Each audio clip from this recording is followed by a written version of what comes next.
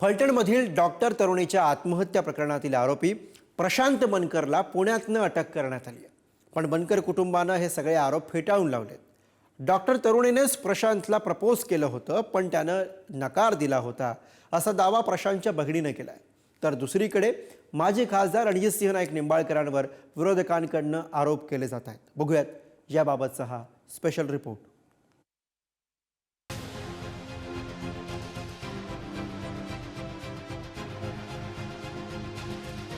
फलटणमधील महिला डॉक्टर आत्महत्या प्रकरणातील आरोपी प्रशांत बनकरला जेरबंद केलं। पुण्यात मित्राच्या फार्म हाऊसमध्ये तो लपून बसला होता। तर पोलीस निरीक्षक गोपाल बदने अद्याप फरार आहे। गोपाल बदनेचं शेवटचं लोकेशन पंढरपुरात ट्रेस झाल्यानं पोलिसांकडून त्याचा शोध सुरू झालाय। प्रशांत बनकरला कसा पकडला? डॉक्टर तरुणी बनकर कुटुंबाच्या घरात पेईंग गेस्ट म्हणून राहत होती। प्रशांत बनकरवर शारीरिक मानसिक छळाचे आरोप। पुण्यात मित्राच्या फार्म हाऊसमध्ये प्रशांत बनकर लपून बसला होता। पहाटे 4 वाजता प्रशांत बनकरला ठोकल्या बेड्या। आरोपी गोपाल बदनेचं शेवटचं लोकेशन पंढरपूरसह आणि बीडमध्ये गोपाल बदनेचा पोलिसांकडून शोध। महाराष्ट्रामध्ये पोलीस व्यवस्था आणि कायद्याचा कसा बोजवारा उडालाय,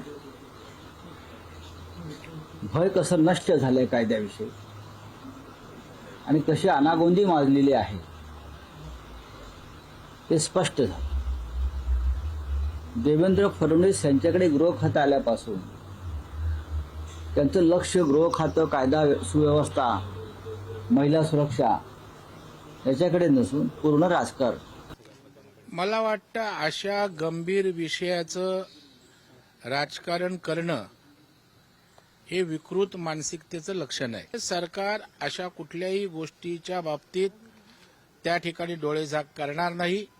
या राज्याचे मुख्यमंत्री स्वतः गृहमंत्री आहेत आणि त्याच्यामुळं कडक यामध्ये जे संबंधित असतील त्यांच्यावर कारवाई होईलच नव्हे, आमची ती भूमिका आहे आणि सत्य जे काय आहे ते राज्याच्या जनतेसमोर निश्चित येईल।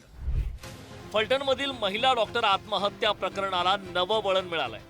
मृत महिला डॉक्टरने प्रशांत बनकरला लग्नाची मागणी घातली होती असा दावा त्यांच्या बहिणीने केला। मात्र प्रशांत बनकरने लग्नास नकार दिल्याचं बहिणीनं म्हटलं। मध्ये 8-10 दिवस तब्येत ठीक नव्हती, त्यावेळेस तो इथं आला होता। आज मला वाटतं 8 दिवस राहिला होता। तो इथं थांबला, बरा झाल्यानंतर तो पुण्याला गेल्यानंतर मग त्यांनी तिला असं विचारलं, लग्नाबद्दल प्रपोज केलं होतं। ते आहे सगळं आमच्याकडं। त्यांनी प्रपोज केल्यानंतर सगळं सांगितलं, मॅडम असं नाही, म्हणजे रिलेशन आपले ही आहे, आम्ही क्लोज मानतो, असं नाही, असं माझ्या मनात काय नाही। त्यांनी स्पष्ट त्याची बाजू मांडली होती। त्यानंतर त्यांचं कॉन्टॅक्ट नव्हतं। जर एखादा मुलगा एका मुलीला जर मानसिक त्रास देतोय, ती मुलगी त्यापासून लांब जाईल का त्या मुलाच्या पाठीमागे जाईल? मला एवढंच विचारायचं सगळं। डॉक्टर महिला आत्महत्या प्रकरणात ठाकरेंच्या शिवसेनेचे नेते अंबादास दानवे यांनी खळबळजनक आरोप केला। माजी खासदार रणजित नाईक निंबाळकरांसह त्यांच्या 2 पीएंनी दबाव टाकला होता असा दावा करत आरोपी करण्याची मागणी केली। तसेच रणजित नाईक निंबाळकरांचा भाऊ अभिजित निंबाळकर अधिकाऱ्यावर दबाव टाकतो, त्यांना चुकीची कामे करायला लावता असंही दानवेंनी म्हटलंय। निंबाळकर, मला वाटतं रणजित निंबाळकर त्यांचं नाव आहे, राजेंद्र शिंदे आणि नाग टिळक नावाचे त्यांचे पीए आहेत। यांच्या फोनवर हे माजी खासदार त्या दिवशी शासकीय सेवेशी प्रामाणिक राहून काम करणाऱ्या डॉक्टर आहेत असं स्पष्टपणे दिसतंय।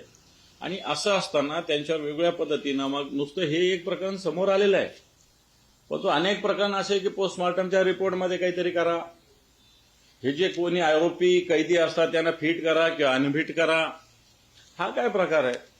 1 वर्षापूर्वी त्या संबंधित महिलेची चौकशी झाली होती। त्या चौकशीमध्ये तिने खुलासा केला होता की खासदार महोदयांना मी याचा खुलासा केलेला आहे। एवढ्याच लाईनचा आधार देऊन खासदार पीएनने त्याच्यावर दबाव आणला, खासदारांनी त्याच्यावर दबाव आणला, हे जोडणं आणि मूळ बगल देणं, ती आत्महत्या कधी झाली आहे, ही घटना कधीची आहे, असं क्लब करून महाराष्ट्राच्या समोर दृश्यम पिक्चरसारखं दृश्य निर्माण करणं, हे राजकारणामध्ये पातळी घसरण्याचं लक्षण आहे। आत्महत्या करणाऱ्या महिला डॉक्टरवर रिपोर्ट बदलण्यासाठी पोलिसांचा दबाव टाकला जायचा असा नातेवाईकांकडून आरोप केला जातो। मृत महिला डॉक्टर मूळची बीड जिल्ह्यातील वडवणी तालुक्यातील रहिवाशी होती, त्यामुळे तिला सतत बीडवरून हिणवलं जायचं अशी सुद्धा माहिती समोर आली। यावरून बीड जिल्ह्यातील लोकप्रतिनिधी धनंजय मुंडे, सुरेश धस यांनी आक्रमक भूमिका घेत दोषींना कठोर शासन व्हावे अशी मागणी केली। ज्या पोलिसांनी तक्रार घेतली नाही, फास्ट ट्रॅक वरती तर हा खटला चाललाच पाहिजे, परंतु SIT ही स्थापन याच्यामध्ये झाली पाहिजे। पोटाला चिमटा घेऊन आमचे लोक ऊस तोडून लेकीबाळीला शिकवतात, उच्च शिक्षित करतात आणि त्याचा जर असे काही लोक गैरफायदा घेत असतील तर ही एक जरब बसली पाहिजे। सरकारी नोकरी करत असताना तिचा मानसिक छळ केला जातो, तिला त्रास दिला जाते आणि आत्महत्येस प्रवृत्त केल्या जाते। त्या मानसिक छळाला कंटाळून त्या मुलीने स्वतः आत्महत्या केली। ही OBC समाजाकरता फार दुःखद घटना आहे। माननीय मुख्यमंत्र्यांना मी निवेदन करतो की या घटनेची सखोल चौकशी करण्यात यावी। संबंधित तरुणीनं अतिशय बिकट परिस्थितीतून शिक्षण घेत डॉक्टरची पदवी मिळवली, मात्र व्यवस्थेमुळे आणि राजकीय नेत्यांमुळे तिचा बळी जाणं ही गंभीर बाब आहे। आपल्यावर दबाव होता याबाबत तिनं तक्रार करूनही दखल का घेतली नाही? यंत्रणा कोणाला वाचवण्याचा प्रयत्न करत होती याची उत्तरं खरंच मिळणार का, हे प्रश्न या निमित्तानं उपस्थित होत आहेत। ब्युरो रिपोर्ट, पुढारी न्यूज।